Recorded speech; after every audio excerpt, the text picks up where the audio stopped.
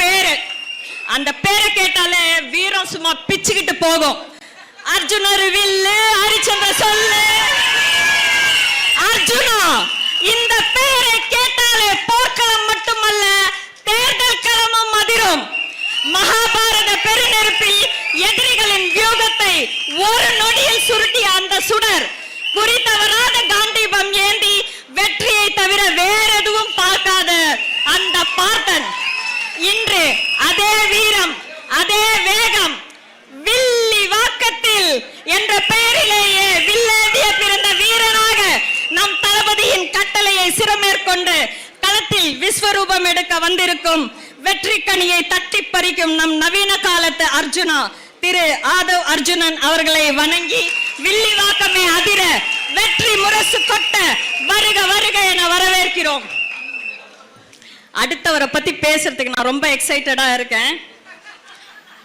அரசியல் கடலில் அரை நூற்றாண்டு காலமாய் அசைக்க முடியாத கலங்கரை விளக்கம்.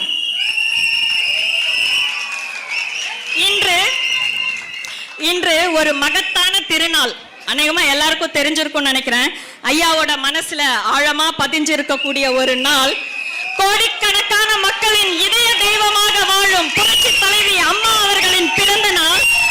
அம்மா அவர்களின் பிறந்த நாளில் அம்மாவின் நம்பிக்கைக்குரிய தளபதியாக 50 ஆண்டு கால அரசியல் புயல்களை கடந்து வந்த விசுவாசத்தின் அடையாளம் நீங்கள்.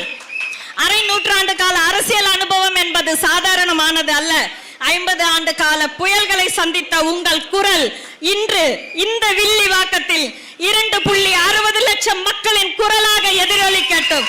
இன்று இந்த வில்லிவாக்கம் மண்ணில் இருக்கும் 2,60,000 வாக்காளர்கள், குறிப்பாக 1,31,000 பெண் வாக்காளர்களும் அம்மாவின் அந்த வீரமிக்க ஆளுமையை உங்களிடம் காண கிடைத்திருக்கிறார்கள்.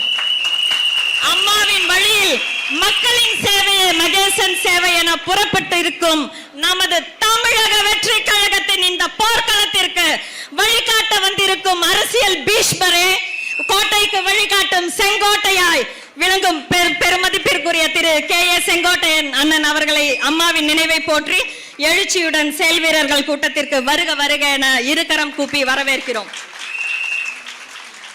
அடுத்ததாக J.A.B.